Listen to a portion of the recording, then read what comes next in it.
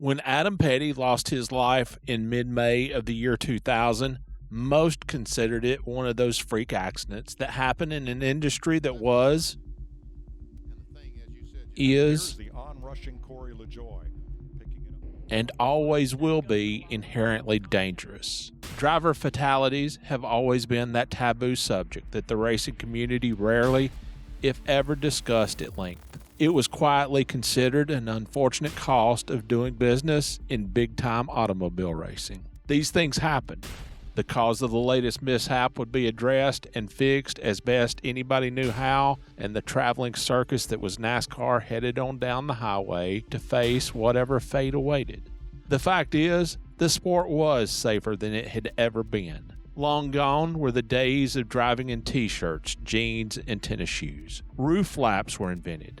Problem areas on racetracks were dug up and reconfigured. Full-face helmets were no longer considered novelties. 2- and 3-layered fire suits were the norm. Drivers were surviving hellacious crashes, and there were some who felt the sport was just about as safe as it could possibly be. When drivers like Clifford Allison, Neil Bonnet, Rodney Orr, John Nemechek, and Adam Petty died in crashes, they were mourned. Changes were made. When's the next race? Let's get after it. It's what, insert driver's name here, would have wanted. 8 weeks to the day after Adam Petty's accident, the Winston Cup Series showed up at New Hampshire. Kenny Irwin died that afternoon. Turn 3, same track, same turn as Petty. But this time, all hell broke loose. Kenny Irwin had a shy smile on his face as he did a 1994 interview at Lima Land Motorsports Park in Ohio. His all-shucks demeanor, not to mention his dirty hands, jeans, and t-shirt, were those of the hardest of hardcore racers. That was the kind of excitement, not to mention talent, in racing that would catch Johnny Vance Jr.'s attention not long afterward. After failing to qualify for the 1929 Indianapolis 500, Johnny Vance Sr. turned to building cars and fielding them for others to race. His son, Johnny Vance Jr., caught the racing bug as well and would eventually win 44 USAC National Sprint Car events, a USAC Silver Crown title, and 2 USAC National Sprint Car titles. Johnny Vance Jr. knew a racer when he saw one, and in Kenny Irwin, he saw something he considered very special. Remembers Vance Jr.'s son, Johnny III. Immediately, my dad just absolutely fell in love with Kenny. Kenny was such a lovable individual. He was a young guy. He was full of life. He was always smiling. He was always laughing. He had a huge heart and deeply loved open wheel racing. From the time he ran quarter midgets, all the way through his midget career, and then the Silver Crown with my dad. Like the Vances, Bob East is a legend in USAC circles. Beast car machines are considered some of the very best in the business. East won 4 Silver Crown titles with Tony Stewart at the wheel, and 4 more with Ryan Newman, Mike Bliss, Jason Leffler, and his own son, Bobby East. In 28 USAC National Midget Series starts with East in 1996, Kenny Irwin scored 2 wins, 20 top 5 finishes, and the championship. East remembers Irwin behind the wheel. He was a very fierce competitor. He had a lot of desire. He probably had more desire than talent. This is the Kenny Irwin that Bob East remembers. He was pretty much a fun-loving guy, liked to have a lot of fun. He was just, he was kind of a partier a little bit, in other words, he was, in an age difference between me and him, was pretty lot. So it made it, he came by the shop a lot, we talked and we'd go over things like that. But I think he probably enjoyed the nightlife more than I did. Irwin certainly liked to have a good time, but did it ever get in the way of his racing? Not according to Bob East.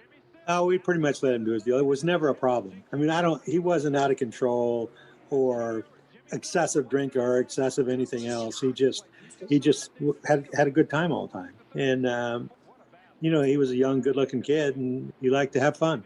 Irwin's 1996 USAC National Midget Championship came despite a run-in with Tony Stewart in the season finale at Terre Haute, Indiana. The incident dropped Irwin to 26th in the final rundown and Stewart to 27th. Both were driving for Bob East. We have a Hot 100 race, they call it. It's a 100-lap race at Terre Haute. It's a big event. And we had two cars. Tony Stewart was driving one and Kenny was driving the other one. And Tony was leading and had a pretty good lead. Kenny got to second and ran him down right away. And he gave him a slide job and missed. And they hit. So they took both cars out. It was on ESPN Thursday Night Thunder. And, and Kenny said he could have lifted. I was clear, and then Tony said, hey, he just ran into me, so it was a big deal. Afterward, East had some words of racing wisdom for Irwin. But I took Kenny in my office and I told him, I go, Kenny, you've got to understand that when you have a car that much faster than another guy, whether it's Tony or anyone else, you need to pick your spot to go by because you were definitely quicker. And I said, so basically it was your fault. And he goes, well, I don't see it that. I go, I'm trying to teach you how to race. And when you have a car that's that much faster, you don't take those kind of chances. If that was the final lap, we would have said, hey, both of you were racing for it. But we weren't even halfway. So, and I think he learned a lot from that, and he carried that on a little bit. Part of a development program with Ford, Irwin was next scheduled to run the full NASCAR Craftsman Truck Series schedule in 1997 for car owner Jim Herrick. As Irwin's career progressed, he kept in touch with the Vance family. Johnny Jr. thought a lot of Irwin, and the same was true in reverse. Kenny looked towards my dad kind of like a mentor. I remember Dad sitting down and talking to Kenny about his autograph and saying, Kenny, you're in NASCAR now. You got to sign your name so people can read it. Just little things like that, as you grow in a professional activity, in a professional sport, you have that person that's been around the block a few times and that you listen to. And Kenny listened to my dad, and my dad spent a lot of time listening to Kenny. It was beginning to seem as if there would always be plenty of autographs to sign. Irwin went to victory lane in just his third start of the season on March 16th at Homestead. Ironically, John Nemechek, the younger brother of Winston Cup driver Joe Nemechek, died 5 days later as the result of injuries he sustained in an accident on lap 143 of the 167-lap event. After a single season on the truck tour, Irwin managed to land one of the most coveted rides in the sport, the number 28 Robert Yates Racing Ford made famous by Davey Allison.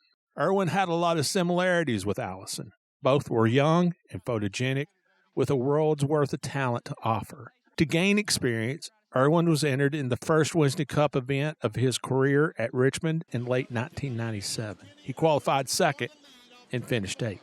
He then turned in a third-place qualifying effort at Martinsville a few weeks later. Irwin next ran the 1998 ARCA season opener at Daytona and won it.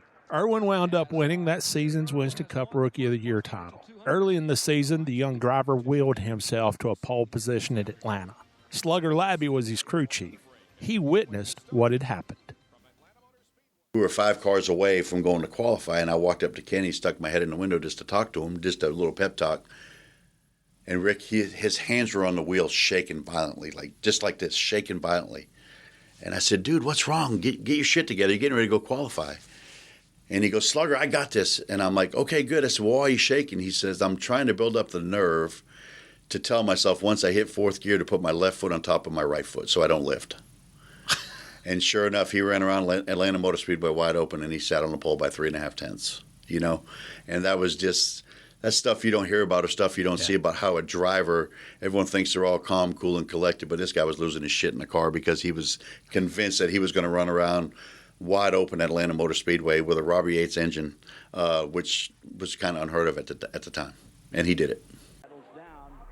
Still, there were signs that the transition to NASCAR wasn't going to be an easy one.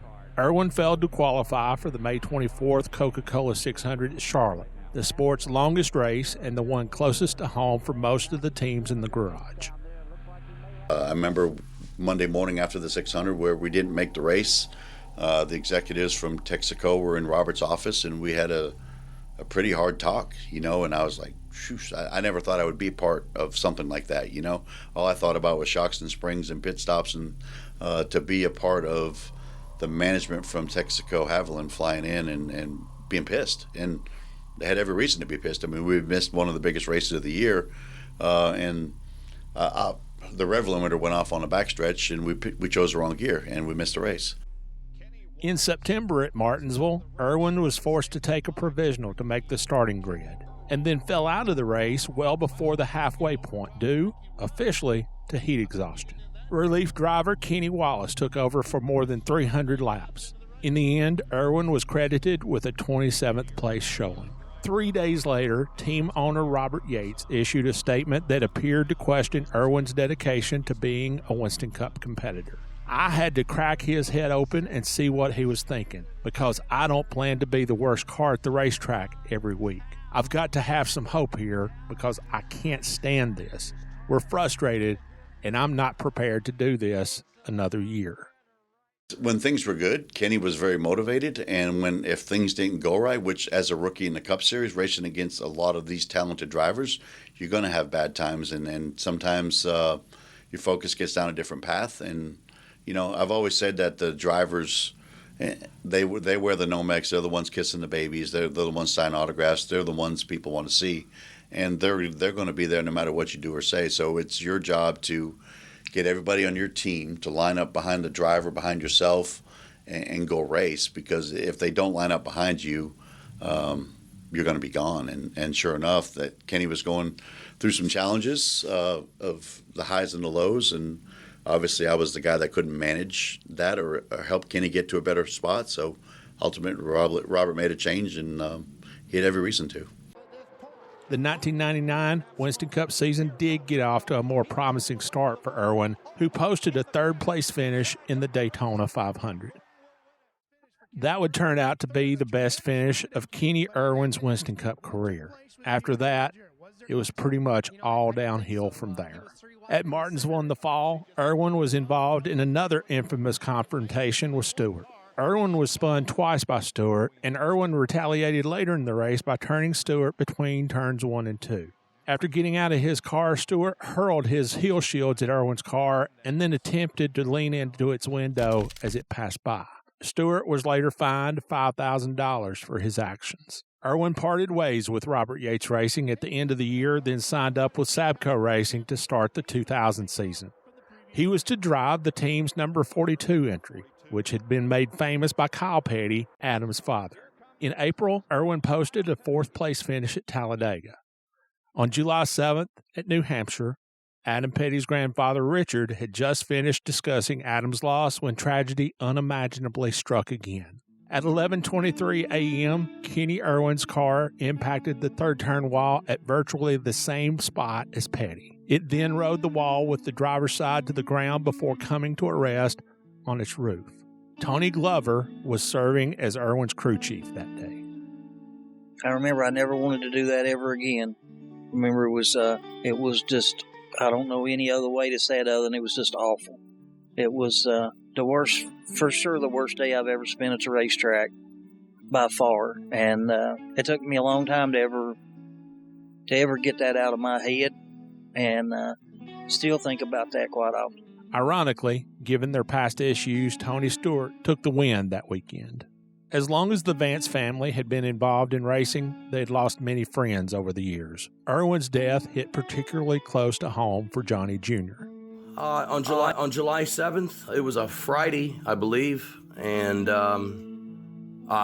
Kenny's manager, Fred, called my dad and said there was an accident at Loudon and Kenny didn't survive. And, it really took some steam out of my dad. It was one that hit him like I'd never seen him react. I remember when Rich Vogler died at Salem, and my dad, loved Rich, but not the way my dad loved Kenny. Kenny was so young and had so much ahead of him. I think that a little bit of my dad died that day. 5 months, 2 tragic losses, 2 funerals. A firestorm was ignited that eventually engulfed an industry in ways it had never experienced. There seemed to be as many opinions flying back and forth as there are stars in the universe. And then, one of the most successful, revered, reviled, and important voices the sport has ever known weighed in. Make sure to follow the Scene Vault podcast and subscribe to the Scene Vault YouTube channel so you don't miss a single moment of Firestorm 2000, 2001, the years that forever changed NASCAR.